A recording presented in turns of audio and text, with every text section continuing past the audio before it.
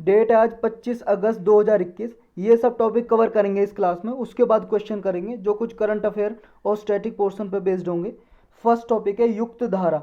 ये एक पोर्टल है, जैसे साइट होती है इंटरनेट पे google.com, ऐसे एक पोर्टल है। ऑलरेडी एक पोर्टल बना हुआ है गवर्नमेंट का, भुवन पोर्टल, उसी के अंडर एक पोर्टल बनाया है उसी साइट पे, युक्त धारा। इसमें क्या होगा, इसमें फैसिलिटी प्रोवाइड की जाएगी प्लानिंग की। जो भी न्यू मनरेगा एसेट्स हैं, जैसे विलेज एरियाज़ में मनरेगा जो स्कीम है उसके अंदर लोगों से काम कराया जाता है और कोई असेट्स क्रिएट की जाती है, तो उसका डेटा तैयार किया जाएगा। असेट्स का मतलब है संपत्ति, जैसे किसी विलेज एरियाज़ में कितने पेड़ लगाए गए हैं, कहाँ पे वहाँ पे झील है, लेक है, कहाँ पे वहाँ पे रोड बना हुआ है, ये सब सारी इन्फॉर्मेशन होगी रिमोट सेंसिंग और जीआई बेस्ड इंफॉर्मेशन को यूज करके, यानी कि सैटेलाइट से डेटा यूज करके ये सब कुछ उपलब्ध होगा इस युक्त धारा पे। तो एक तरह से जियो स्पेशल प्लानिंग पोर्टल है ये, जो रिपोजिटरी ऑफ असेट्स की तरह काम करेगा। रिपोजिटरी का मतलब है भंडार और एसेट्स मतलब संपत्ति। मतलब ये बताएगा मनरेगा स्कीम के अंदर integrated water shade management programme, पर ड्रॉप मोर क्रॉप, राष्ट्रीय कृषि विकास योजना। तो ये सारी जो स्कीम योजना है इनके अंदर कौन कौन सी विलेज एरियाज में जो असेट्स वगैरह संपत्ति क्रिएट की गई हैं, कितने वहाँ पे इरिगेशन की फैसिलिटी यानी कि कैनाल नहर बनाई गई हैं, तो ये सब सारी इन्फॉर्मेशन उपलब्ध होगी इस पे। इसमें जो ये वर्ड है युक्त धारा, युक्त का मतलब होता है योजनम यानी कि प्लानिंग, यानी कि स्कीम, स्कीम कोई योजना, और धारा का मतलब फ्लो यानी कि पानी की बहना, धारा पानी की धारा। तो युक्त धारा का मतलब हो गया योजनम और धारा। ये जो है इसरो और मिनिस्ट्री ऑफ रूरल डेवलपमेंट दोनों मिलके इसको एक तरह से इम्प्लीमेंट करेंगे और इसमें जो भी डेटा है तैयार करेंगे। डिसेंट्रलाइजेशन डिसीजन मेकिंग होगी इसमें। डिसेंट्रलाइजेशन का मतलब ये है जो विलेज एरियाज पे होंगे उनमें क्या है, जो प्लानर जैसे प्लान बना रहे हैं कोई स्कीम के लिए, जो प्रीवियस असेट्स है, मान लो विलेज एरियाज में पहले संपत्ति बनाई हुई है उसका सारा डेटा वेरियस स्कीम में कितना बनाया गया है, पहले कितना था, ये सारा ऑनलाइन टूल के जरिए उपलब्ध कराएंगे। और इसमें प्लान प्रिपेयर होगा, जो स्टेट के डिपार्टमेंट होते हैं, अथॉरिटी होती हैं, वो प्लान तैयार करेंगी।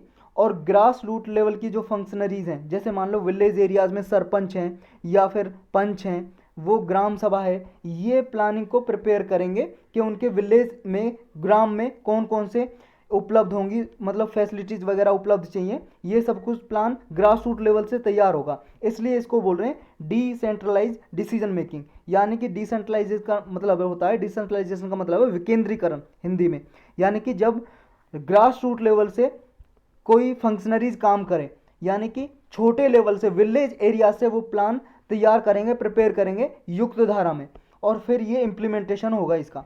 यानी कि इसमें मेन मकसद ये है कि क्वालिटी ऑफ प्लान इंश्योर करना और लॉन्ग टर्म के लिए असेट क्रिएट करना, ताकि काफ़ी समय तक वहाँ पे चल सके। कोई भी फैसिलिटी, असेट का मतलब संपत्ति कोई भी बना दे, मान लो रोड बना दें, वहाँ पे कोई इरिगेशन की, ड्रिंकिंग वाटर फैसिलिटीज़, कुछ भी हो सकता है।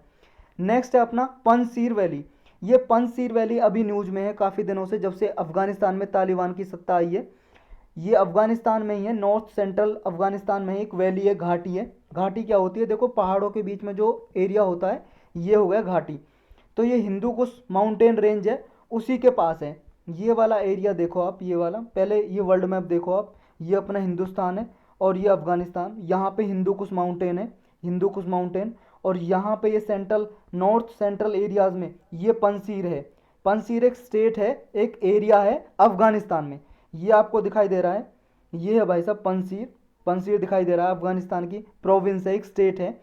ये ही प्रोविंस बची है जो अफगानिस्तान में तालिबान ने अभी कब्जा नहीं किया है जिस पे, और बाकी सब एरियाज को तालिबान ने कैप्चर कर लिया है, कब्जा कर लिया है। तो ये पंजशीर जो रिवर है यहाँ पे, एक इस एरिया में पंजशीर में पंजशीर रिवर भी है, ये भी याद रखना। तो आपको इतना याद रखना है ये कि ये कहाँ पे पंजशीर एरिया और पंजशीर रिवर कहाँ पे, मैच द फॉलोइंग में पूछा जा सकता है। और इस एरिया में ही जो वैली है पंजशीर वैली, यहाँ पे ताजिक्स रहते हैं। ताजिक्स एक एथनिक ग्रुप है, ये मान लो कास्ट है, एक प्रजाति है, जो ताजिक्स प्रजाति के लोग यहाँ पे रहते हैं इस वैली में। और ये वैली इसलिए भी जानी जाती है, यहाँ पे इमेराल्ड्स रहते थे। इमेराल्ड्स ऐसे आदमी होते हैं जो कुछ काम करने के लिए फाइनेंस करते हैं, पैसा देते हैं। ये किस लिए चीज़ के लिए फाइनेंस करते थे, पैसा देते थे, ये भाई साहब देते थे जो यहाँ पे पावर में रहता था। जैसे मान लो अशरफ घानी प्रेसिडेंट थे, ये पावर में थे, और यहाँ पे जो रेजिस्टेंस मूवमेंट होता था अगेंस्ट दोज इन पावर, मतलब भी जिनके अगेंस्ट, जैसे पावर में है जो प्रधानमंत्री या प्रेसिडेंट, उनके अगेंस्ट कोई मूवमेंट हो रहा है तो उस मूवमेंट को ये पैसा देते थे, फाइनेंस करते थे और ज़्यादा मूवमेंट को प्रमोट करने के लिए। पंसीर का मतलब होता है 5 लायंस, और 5 लायंस क्यों रखा गया था इसका? 5 लायंस मतलब 5 शेर। यहाँ पे क्या है, 10th सेंचुरी में जब राजा थे किंग महमूद गजनी, सुना होगा ना आपने महमूद गजनी, जो हमारे यहाँ पे आक्रमण करने आया था और लूट के ले गया था भारत में आके माल, वो ये महमूद गजनी, हिस्ट्री में पढ़ा होगा आपने। 10th सेंचुरी में महमूद गजनी के लिए यहाँ 5 ब्रदर्स थे, 5 भाई थे, उन्होंने एक बांध बनाया था, डैम बनाया था इस वैली में, पंसीर वैली के पास, ताकि लोगों को फ्लड से यानी कि बाढ़ से बचाया जा सके। और उन 5 ब्रदर्स के नाम पे इसको 5 लायंस की घाटी कहा जाता है, यानी कि पंजसीर, पंजसीर यानी कि 5 लायंस या 5 शेर। नेक्स्ट टॉपिक है चकमाज और हेजोंग्स। बस इतना याद रखना है कि ये चकमा और हेजोंग्स कहाँ पाए जाते हैं और है क्या। ये प्रजाति के लोग हैं। चकमा हैं, ये हैं बुद्धिस्ट, और हेजोंग्स हैं, ये हैं हिंदू, हिंदू धर्म के लोग। ये देखो चिट्टागोंग हिल ट्रैक्ट है, यानी कि चिट्टागोंग एक हिल है, पहाड़ी है, कहाँ पे? बांग्लादेश में। बांग्लादेश का पहले नाम ईस्ट पाकिस्तान था, यानी कि 1971 से पहले। 1971 से पहले क्यों? 1947 में आप सबको पता है भारत आज़ाद हुआ था, तो पाकिस्तान बट गया था वेस्ट पाकिस्तान में और ईस्ट पाकिस्तान में। ये वाला था वेस्ट पाकिस्तान जो पाकिस्तान है, और ये बांग्लादेश था ईस्ट पाकिस्तान। लेकिन 1971 में पाकिस्तान से ये अलग हो गया, अलग देश बन गया, जिसमें भारत ने भी इसकी सहायता की थी। तो ये 1971 में बांग्लादेश बन गया। तो यहीं पे बांग्लादेश में है भाई साहब एक कौन सी पहाड़ी? चिट्टागोंग पहाड़ी, चिट्टागोंग हिल।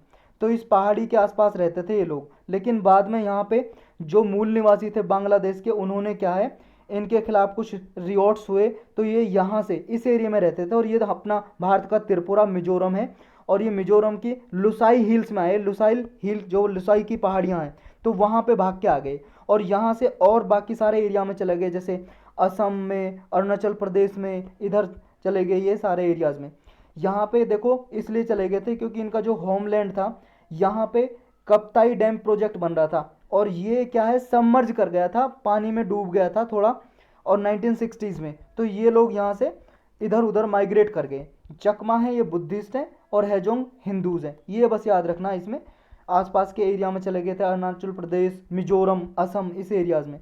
इनकी जो पॉपुलेशन थी 1964 से 69 में 5000 थी, 5000, लेकिन अब लगभग 1 लाख इनकी पॉपुलेशन हो गई है। लेकिन अभी इनके पास कोई सिटीजनशिप नहीं है, नागरिकता नहीं है किसी भी गवर्नमेंट की, यानी कि किसी भी देश की। तो बस ये इन्हें, लेकिन स्टेट गवर्नमेंट जो जहाँ पे भी रहते हैं, जैसे असम में या अरुणाचल प्रदेश में, वहाँ की स्टेट गवर्नमेंट इन्हें बेसिक एमिनिटीज़ यानी कि सुविधाएं देती है, जैसे शेल्टर, घर, कपड़ा, मकान, ये सब सुविधाएं उपलब्ध कराती है।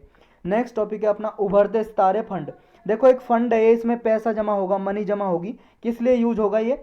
जो एमएसएमई है, माइक्रो स्मॉल और मीडियम इंटरप्राइजेज, यानी कि छोटे लघु उद्योग जो होते हैं, कंपनियां होती हैं, छोटी कंपनियां, उनको लोन देंगे, इसमें से उनको लोन देंगे जो डूब रही हैं, यानी कि जो अपना अभी सही से इंडस्ट्री नहीं चल पा रही है, उन्हें लोन देंगे।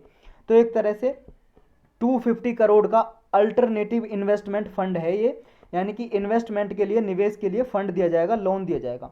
ऑब्जेक्टिव वही है जो हमने ऊपर डिस्कस किया, यानी कि ऐसी जो छोटे लघु उद्योग है जिनके पास पोटेंशियल है ग्रो होने का, लेकिन वो पैसे की कमी के कारण अच्छी तरह से ग्रो नहीं कर पा रही हैं और ना ही कुछ एक्सपोर्ट कर पा रही हैं, तो उनका एक्सपोर्ट पोटेंशियल देखते हुए उन्हें उपलब्ध कराना है कि मनी, ताकि वो अपना प्रमोट कर सकें अपने आप को। तो एमएसएमई को इंक्रेज करना इसका मेन काम है, क्योंकि एमएसएमई की भाई साहब इसलिए ज़रूरी है इकोनॉमी के लिए, क्योंकि ये जॉब क्रिएट करती हैं, लोगों को जॉब देती हैं, बहुत सारी जॉब होती हैं इनमें, और इनोवेशन को प्रमोट करती हैं। एक तरह से हमारी इकोनॉमी को, अर्थव्यवस्था को रिवाइव करती हैं, पटरी पे लेके आती हैं। ये जो टाइप ऑफ फंड है उभरते सितारे फंड, ये अल्टरनेटिव इन्वेस्टमेंट फंड है। और ये अल्टरनेटिव इन्वेस्टमेंट फंड क्या होता है? देखो ये क्या होता है, ये एक फंड ही होता है, इसमें भी पैसा जमा होता है, और ये इन्वेस्टमेंट के लिए यूज होता है मेनली। और किस चीज़ में इन्वेस्टमेंट करते हैं, निवेश करते हैं? मेनली वेंचर कैपिटल की तरह।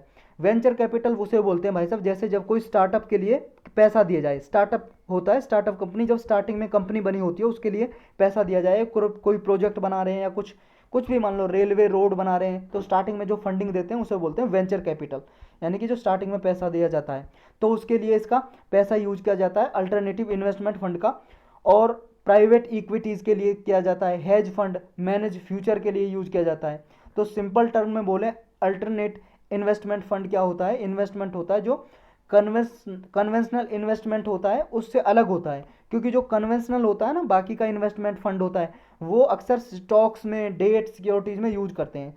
स्टॉक डेट सिक्योरिटी का मतलब शेयर और बॉन्ड खरीदने में, शेयर बॉन्ड खरीदने में वो यूज होता है वो जो फंड होता है। लेकिन ये कंपनियों को, जो स्टार्टिंग कंपनी है, स्टार्टिंग में चल रही है, उनको सहायता देने के लिए यूज होता है। जो अल्टरनेटिव इन्वेस्टमेंट फंड है इसमें वो फंड यूज नहीं होते जो सेबी के अंडर आते हैं, म्यूचुअल फंड रेगुलेशन 1996 में, और ना ही उसमें इंक्लूड होता है जो सेबी की रेगुलेशन है 1999 की, कलेक्टिव इन्वेस्टमेंट स्कीम।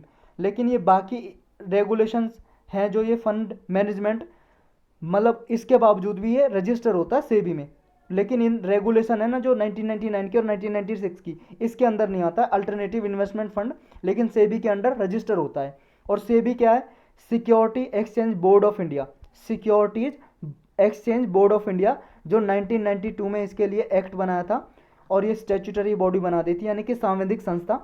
तो ये सेबी देखती है, स्टॉक मार्केट को रेगुलेट करती है। ये स्टॉक मार्केट होती है, स्टॉक एक्सचेंज मार्केट, जहाँ पे शेयर बॉन्ड खरीदे जाते हैं, वो उसको रेगुलेट करती है, नियम वगैरह यही बनाती है सेबी। जिसके फीचर्स क्या हैं, फीचर्स किसके, जो उभरते सितारे फंड पढ़ रहे हैं हम, उभरते सितारे फंड, उभरते सितारे फंड के फीचर ये हैं। ये फंड किसने सेटअप किया है, ये क्या है, एग्जिम बैंक ने और सिडबी ने। ये सिडबी और एग्जिम बैंक क्या है, देखो एग्जिम बैंक है एक्सपोर्ट इंपोर्ट बैंक। ये बैंक ऐसा बैंक होता है, कोई ऐसी एजेंसी होती है जो एक्सपोर्ट इंपोर्ट को प्रमोट करती हैं, यानी कि हमारे देश से निर्यात करना और हमारे देश में आयात करना, यानी कि बाहर से माल खरीदना और हमारे देश से दूसरे कंट्री में माल बेचना। तो ये जो भी एजेंसी, मान लो एक्सपोर्ट इंपोर्ट के लिए कोई आदमी है, ए बी सी ट्रेड कर रहा है, कोई भी कंपनी या आदमी, तो इनको प्रमोट करती हैं ऐसी एजेंसी, इनको लोन देती हैं एक्सपोर्ट करने के लिए, तो ये इंपोर्ट करने के लिए लोन देती हैं। तो ऐसी एजेंसियों को एक्सपोर्ट इंपोर्ट बैंक लोन देता है, डायरेक्टली उन ट्रेडर्स को नहीं देता, कंपनी को नहीं देता, ऐसी एजेंसी या बैंक को देता है जो इनको सहायता करती हैं एक्सपोर्ट इंपोर्टर को, समझ गए हो। और ये कब सेटअप किया था, देखो 1981 में एक एक्ट बनाया था, export import bank of India act 1981, उसके द्वारा 1982 में इसको बनाया गया था। और इसका हेडक्वार्टर कहाँ पे, मुंबई में, हेडक्वार्टर मतलब हेड ऑफिस, मुख्यालय इसका है कहाँ पे, मुंबई में है। और ये सिडबी क्या है, देखो इसी तरह से सिडबी, जैसे एग्जिम बैंक किसके लिए काम करता है, जो एक्सपोर्ट इंपोर्ट करते हैं, और सिडबी किसके लिए काम करता है, इसके नाम में लिखा है small industries development bank of India, यानी कि जो छोटे लघु उद्योग होते हैं जो उनको लोन देते हैं। मान लो ऐसे बैंक हैं या कोऑपरेटिव बैंक है जो छोटे लघु उद्योग को, कंपनियों को, छोटी कंपनियों को लोन देते हैं, तो ऐसे बैंकों को या ऐसी एजेंसियों को लोन देती है सिडबी। ये भी डायरेक्टली लोन नहीं देता किसी छोटी कंपनी को, समझ रहे हो, बीच में ये बैंक होते हैं, बैंक को लोन देता है सिडबी, और सिडबी का बैंक को जो लोन देता है वो लोन आगे पहुंचाता है बैंक उनको, कंपनीज को या किसी इंडिविजुअल को जो छोटे लघु उद्योग चला रहे हैं, यानी कि स्मॉल इंडस्ट्री चला रहे हैं। और सिडबी कब बना था, ये भी 1990 में बना था भाई साहब, ये 1990 में 1990 में 1 अप्रैल 1990 में, लगभग अप्रैल 1990 में बना था। और 1990 में बना था, तो इसको मुख्यालय कहाँ पे, मुख्यालय लखनऊ में, इसका है लखनऊ में। लखनऊ कहाँ पे, यूपी की कैपिटल, आप सबको पता होगा। तो ये सिडबी और एग्जिम बैंक ने मिलकर बनाया है उभरते सितारे फंड। और इस फंड में क्या है, एक तरह से मिक्स होगा, structured support both financial and advisory service, मतलब पैसे भी देगा और एडवाइजरी सर्विस भी प्रोवाइड करेगा। और इसके पास क्या है, एक तरह से ग्रीन शू ऑप्शन भी होगा 2.5 करोड़ का। और ये ग्रीन शू ऑप्शन क्या होता है, देखो ग्रीन शू ऑप्शन ऐसा होता है, जैसे मान लो जब कोई कंपनी स्टार्टिंग में बन रही है, तो वो क्या है, उसके पास इतने पैसे नहीं होते, या तो वो लोन लेती है या फिर वो क्या है, अपने शेयर जारी करती है स्टार्टिंग में, शेयर। और स्टार्टिंग में जो शेयर जारी करती है उसको बोलते हैं आईपीओ, इनिशियल पब्लिक ऑफरिंग। जो स्टार्टिंग में जब भी कोई कंपनी बनती है, स्टार्टिंग में कोई शेयर जारी करती है उसको बोलते हैं आईपीओ, यानी कि इनिशियल पब्लिक ऑफरिंग। और ये आईपीओ जब जारी करती है तो एक लिमिट होती है इसकी, सेबी लिमिट लगा देती है कि भाई साहब इतने लिमिट का आप निकाल सकते हो शेयर। लेकिन क्या होता है, बीच में ऐसा होता है कि उसके शेयर क्या है, बहुत ज़्यादा बिक रहे होते हैं और बहुत ज़्यादा डिमांड होती है उसके शेयर की, तो उसकी डिमांड होती है ना, उस डिमांड के बाहर जाके वो खरीद सकती है। ओवर अलॉटमेंट ऑप्शन होता है, यानी कि जितना अलॉटमेंट किया है उसे आईपीओ, उसके बावजूद उसके बाहर भी वो ज़्यादा भी शेयर बेच सकती है वो कंपनी। इस ऑप्शन को कि जितने आईपीओ वो बेच सकती है, लिमिट है, उस लिमिट से ज़्यादा वो दे सके, ओवर अलॉटमेंट ऑप्शन एक तरह से उपलब्ध होता है। इसी को बोलते हैं ग्रीन शू ऑप्शन। समझ गए? ये फंड क्या है? जो उभरते सितारे फंड है, एक तरह से जो कंपनीज होती हैं, जैसे फार्मास्यूटिकल कंपनी है जो मेडिसिन बनाती है, या ऑटो कंपोनेंट है जो कार गाड़ियाँ बनाती हैं, इंजीनियरिंग सॉल्यूशन है, एग्रीकल्चर या सॉफ्टवेयर की कोई कंपनी है, इन सबको ये फंड प्रोवाइड करेगी। तो इसके सिग्निफिकेंस क्या हो गए, यानी कि इंपॉर्टेंस, भाई साहब इंपॉर्टेंस तो होगी, क्या होगी, इंडियन कंपनीज को ये फ़ायदा देगी। मतलब कि जो पोटेंशियल फ्यूचर है चैंपियन होंगे, यानी कि फ्यूचर में कोई डोमेस्टिक जॉब प्रोवाइड करेंगे या भारत की इकोनॉमी की सहायता देंगे, इस तरह से उनकी सहायता करना। और क्या फ़ायदा होगा, क्योंकि देखो एमएसएमई जो होते हैं ना, छोटे लघु उद्योग, वो लगभग 45% मैन्युफैक्चरिंग सेक्टर में कंट्री का कंट्रीब्यूट करते हैं। और हमारे देश में 40% एक्सपोर्ट कौन करता है? एमएसएमई। और 30% नेशनल जीडीपी में कंट्रीब्यूशन किसका है? योगदान एमएसएमई का है। और जो हमने एक स्कीम चलाई हुई है जैसे ऊपर उत्तर प्रदेश में, वन डिस्ट्रिक्ट वन प्रोडक्ट, तो इसको भी सपोर्ट करेगा। जैसे मान लो छोटे उद्योग होते हैं, छोटी कंपनी एमएसएमई, वो एक प्रोडक्ट को ही प्रमोट करते हैं, प्रोड्यूस करते हैं उसे, और उसी को मैन्युफैक्चर करते हैं। तो एक डिस्ट्रिक्ट में मान लो एमएसएमई होगी, उसको बढ़ावा दिया जाए, तो ये वन डिस्ट्रिक्ट वन प्रोडक्ट जो स्कीम है कि एक डिस्ट्रिक्ट में एक प्रोडक्ट को प्रमोट करना, तो इस स्कीम को भी प्रमोट किया जा सकता है।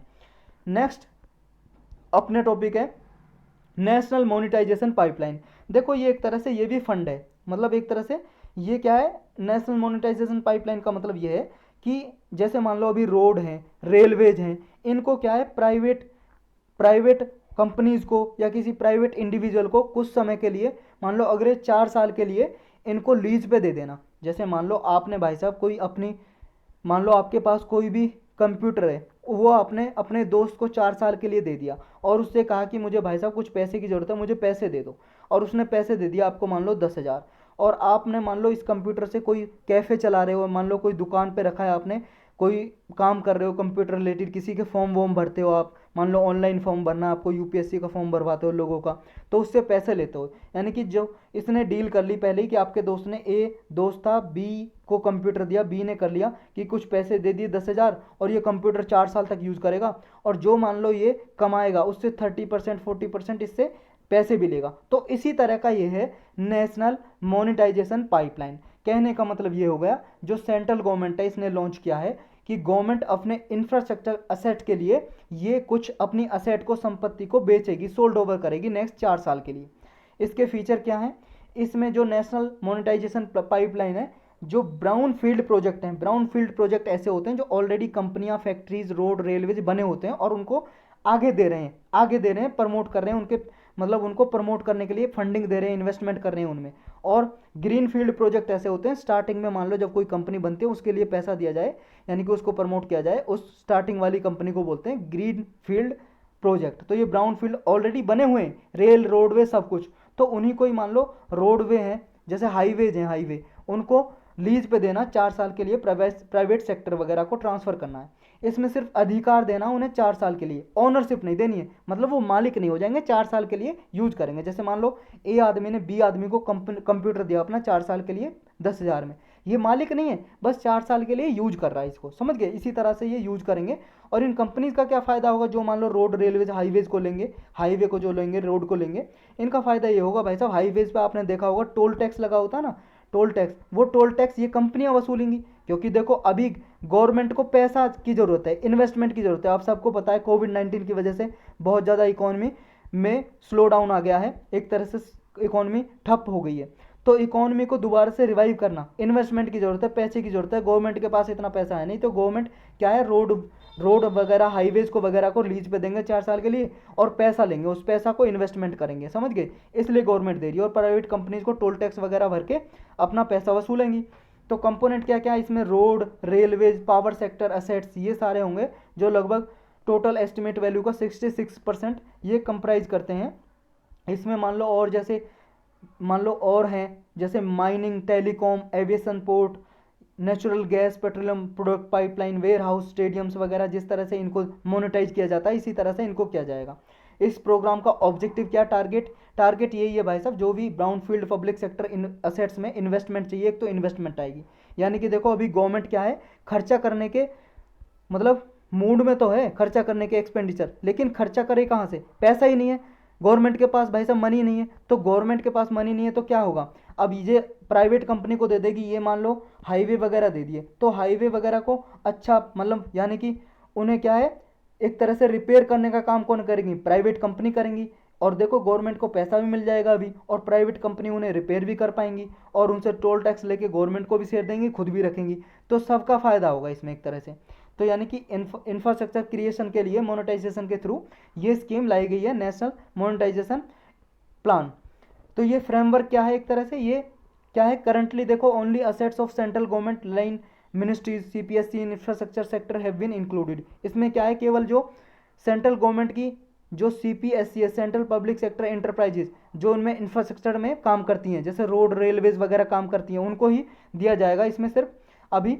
और मोनेटाइजेशन थ्रू डिस इन्वेस्टमेंट और monetisation of non core assets have not been included. मतलब ऐसी जो मतलब क्या है कि डिस इन्वेस्टमेंट का मतलब होता है कि शेयर बेचना, जैसे मान लो कोई कंपनी है या रोड रेलवेज को बना रहे हैं, उससे शेयर बेचना, और जो भी मान लो गवर्नमेंट को फायदा होगा, जैसे प्राइवेट कंपनी को शेयर बेच दिए, तो प्राइवेट कंपनी ने जितने परसेंट के शेयर खरीदे, मान लो 10%, 20% या 40%, तो जितना लाभ होगा उसका 40% उन कंपनियों को मिलेगा जो शेयर खरीदा है। तो ऐसा कोई डिस इन्वेस्टमेंट नहीं कर रहे हैं इसमें, सिर्फ लीज पे दिया जा रहा है इसमें। तो ये सब कुछ इसमें इंक्लूड नहीं है।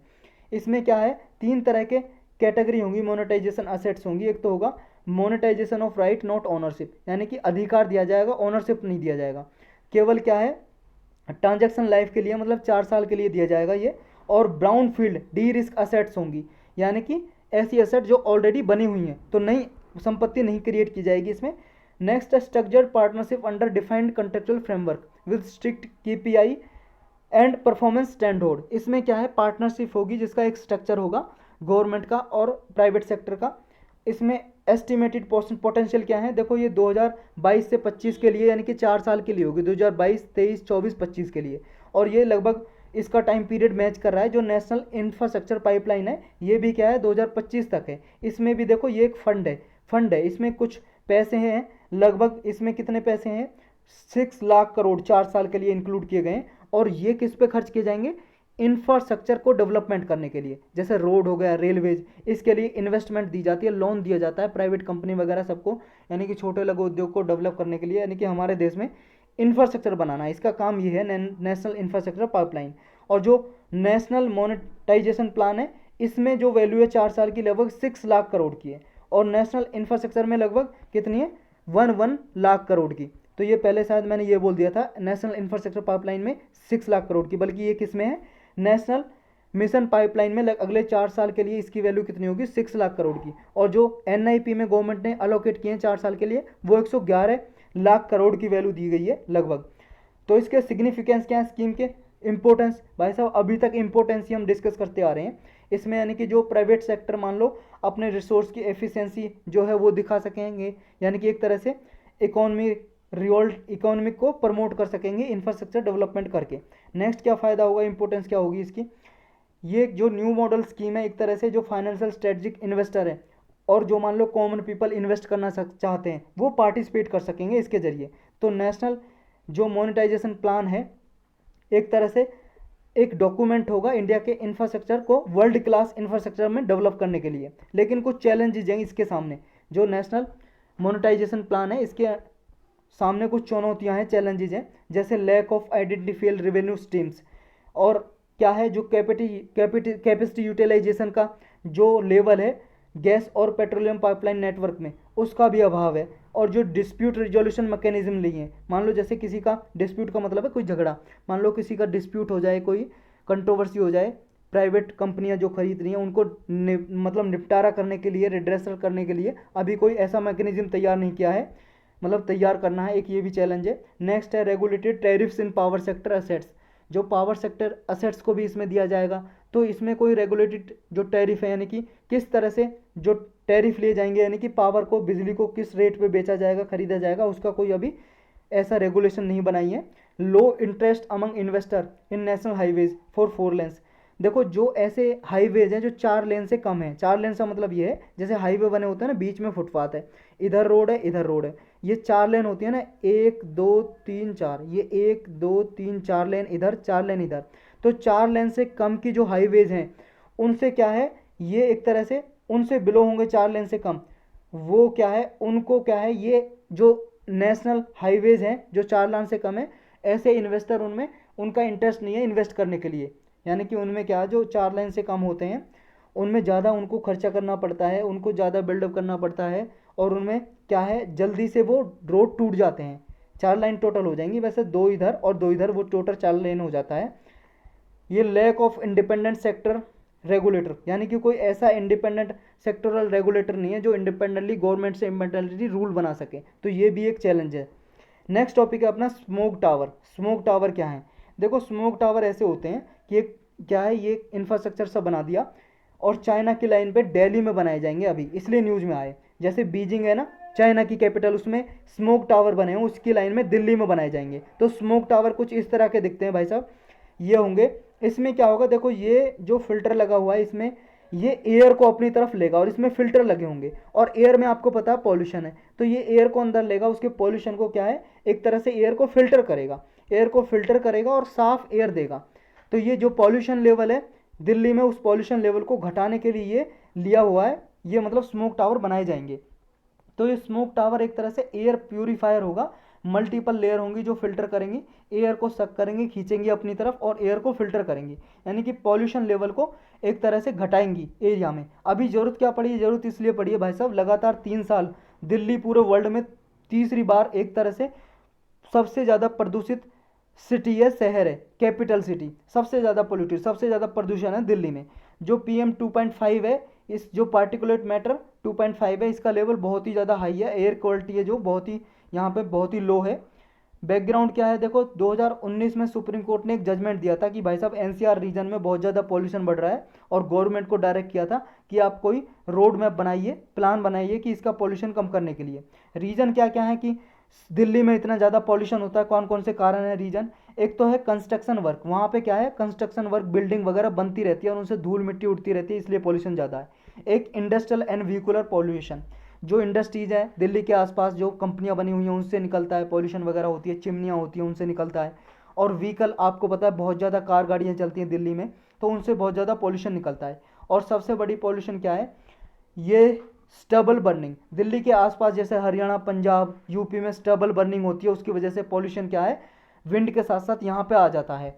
और ये स्टबल बर्निंग ये होती है भाई साहब, देखो ये किसान अपने खेत में क्या है, ये अवशेष बच गया रेजिड्यू, इसको जला रहा है, इसको जलाने को भी बोलते हैं स्टबल बर्निंग। नेक्स्ट इसमें क्या है कि कौन गवर्नमेंट ने कौन कौन से मेजर्स लिए कंट्रोल करने के लिए। एक तो देखो फार्मर्स को परसोड किया है, मना है भाई साहब पंजाब हरियाणा में कि आप क्या है स्टबल बर्निंग मत करो, इसका कोई अल्टरनेटिव ढूंढो, आप ये मत जलाओ, इससे बहुत ज़्यादा पॉल्यूशन होता है। नेक्स्ट जो थर्मल पावर प्लांट हैं दिल्ली के आसपास उनको क्लोज करने का डिसीजन लिया है, और जो यहाँ पे इंडस्ट्रीज़ हैं उनको एक तरह से पाइप नेचुरल गैस यूज करने का एक तरह से प्लान बनाया है, और यहाँ पे ग्रेडेड रेस्पॉन्स एक्शन प्लान चलाया है ताकि पॉल्यूशन लेवल को घटाया जा सके। तो यही था इसके बारे में, और आज के टॉपिक भी इतने ही थे। अब हम क्वेश्चन करेंगे। फर्स्ट क्वेश्चन है किजाड़ी कोरकाई सिवाग गलाई, ये कुछ आर्कोलॉजिकल साइट्स हैं, कुछ स्थल हैं, ये न्यूज में थे, ये कहाँ पे लोकेटेड है ये बताना है आपको। केरल, आंध्र प्रदेश, तमिलनाडु, तेलंगाना। इसका आंसर है सी, तमिलनाडु में लोकेटेड है ये। आपको बताना ट्रांस फैट के रिगार्डिंग कौन सी स्टेटमेंट करेक्ट है। पहली स्टेटमेंट बोल रही है कि ट्रांस फैट क्या है, ये प्रोड्यूस नेचुरली और आर्टिफिशियली होती हैं, मतलब ऐसे खाने से भी जो बनाते हैं आर्टिफिशियली, और नेचुरली भी ये प्रोड्यूस होती हैं, पैदा होती हैं। और नेक्स्ट स्टेटमेंट बोल रही है कि जो रिपीटेड यूज किया जाए, अगर मान लो किसी ऑयल को बार बार गर्म किया जाए हाई टेम्परेचर पे, तो वो ट्रांस फैट कंटेंट उसमें बढ़ जाते हैं किसी तेल में। जैसे मान लो जो कोई जलेबी बनाता है, कोई हलवाई जलेबी बनाता है और उसमें तेल रखता है, मतलब मान लो, और तेल को जलेबी उतारता है, उस तेल को मान लो बच गया, फिर कल उसे जलाएगा, तो ये बार बार बच गया, फिर परसों जलाएगा, बार बार गर्म करते रहते हैं, तो इसमें क्या है ट्रांस फैट जनरेट हो जाती है, और उसे पचाना बहुत ज़्यादा मुश्किल होता है और बहुत ज़्यादा बीमारी बनाता है जब बॉडी में ट्रांस फैट बढ़ जाती है, चर्बी बढ़ जाती है। जो फसई है, food safety and standard authority of India, ये 2006 में एक एक्ट बनाया था, उसके जरिए बनाई थी, फूड वगैरह के लिए रेगुलेशन रूल बनाती है हमारी कंट्री में।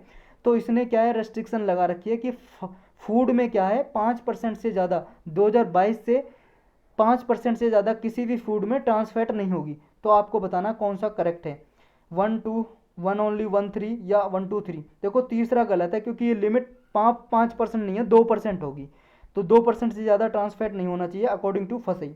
तो 1 2 हमारा बिल्कुल करेक्ट है, यानी कि बी आंसर हो जाएगा इसका। नेक्स्ट आपको बताना है कौन सी स्टेटमेंट करेक्ट है किसके रिगार्डिंग, ये है भाई साहब एक permanent forum of people of African descent. ये एक फोरम बनाया है, किसने बनाया है, यूनाइटेड नेशन जनरल असेंबली ने एस्टेब्लिश किया है, क्या बनाया है, ये इसलिए बनाया है ताकि जो अफ्रीकन पीपल है उनकी क्वालिटी ऑफ लाइफ इंप्रूवमेंट हो। नेक्स्ट ये क्या है, प्रोवाइड करेगा एक्सपर्ट को एडवाइस देगा, रिकमेंडेशन देगा ह्यूमन राइट काउंसिल के रिगार्डिंग, यानी कि अफ्रीकन जो पीपल हैं उनको रेसिज्म होती है, यानी कि रेस के कारण, उनकी नस्ल के कारण गोरे काले का भेदभाव जो होता है उसके ह्यूमन राइट्स को कैसे बचाया जाए, मानवाधिकार को, उसके लिए रिकमेंडेशन देगा क्या ये जो है परमानेंट फोरम। आपको बताना है कौन सा करेक्ट, 1 2 1 3 1 2 3 या 1 2 3। देखो सारे के सारे करेक्ट हैं, डी करेक्ट आंसर हो जाएगा इसका। नेक्स्ट टॉपिक है अपना कि वोटिंग राइट वुमन को इंडिया में कब दिए गए थे, ये बताना है। गवर्नमेंट ऑफ इंडिया एक्ट यानी कि महिला को वोट करने का अधिकार कब दिया गया था, गवर्नमेंट ऑफ इंडिया एक्ट 1909 का या 1999 का या 1935 का या नन ऑफ दी अबव। इसका आंसर है बी, जो गवर्नमेंट ऑफ इंडिया एक्ट है 1999 मतलब 1919 का, इसमें गवर्नमेंट ने यानी कि ब्रिटिश राज में महिलाओं को वोट करने का अधिकार दिया था इंडिया में, लेकिन कुछ महिलाओं को दिया था जो अमीर महिला थी, रिच थी, पढ़ी लिखी थी, एजुकेटेड थी, सबको नहीं दिया था। नेक्स्ट आपको बताना है नॉन कोऑपरेशन मूवमेंट जब हुआ था इसके बाद क्या देखने को मिला, मतलब इसके क्या रिजल्ट निकले, क्या परिणाम निकले कि नॉन कोऑपरेशन मूवमेंट असहयोग आंदोलन जब 1922 को 12 फरवरी 1922 को जब खत्म हुआ था तो इसके क्या परिणाम निकले। इसकी वजह से क्या है, जब नॉन कोऑपरेशन मूवमेंट हुआ फर्स्ट स्टेटमेंट कह रही है कि हिंदू मुस्लिम यूनिटी देखने को मिली, और जो ब्रिटिश के अगेंस्ट जो फियर था लोगों में वो डर बिल्कुल चला गया, हट गया लोगों के माइंड से, ब्रिटिश के जो डर था ना ब्रिटिश गवर्नमेंट का वो डर निकल गया लोगों के माइंड से। नेक्स्ट कह रहा है ब्रिटिश गवर्नमेंट ने कुछ विलिंगनेस दिखाई, अपने कुछ मतलब इच्छा दिखाई कि पॉलिटिकल कंसेंसस इंडियन को क्या है, थोड़ी पॉलिटिकल कंसेंसस दिया जाएगा, मतलब पॉलिटिकल भागीदारी बढ़ाई जाएगी इंडियंस की। तो आपको बताना है कौन सा सही है, 1 1 2 1 3 या ऑल ऑफ दी अबव। देखो तीसरा गलत है, ब्रिटिश गवर्नमेंट ने बिल्कुल ऐसा नहीं सोचा कि पॉलिटिकल कंसेंसस बढ़ाया जाए, लेकिन बाकी के दो बिल्कुल सही है, यानी कि 1 2 करेक्ट आंसर सही हो जाएगा हमारा। और इसी के साथ हमारा लेक्चर समाप्त।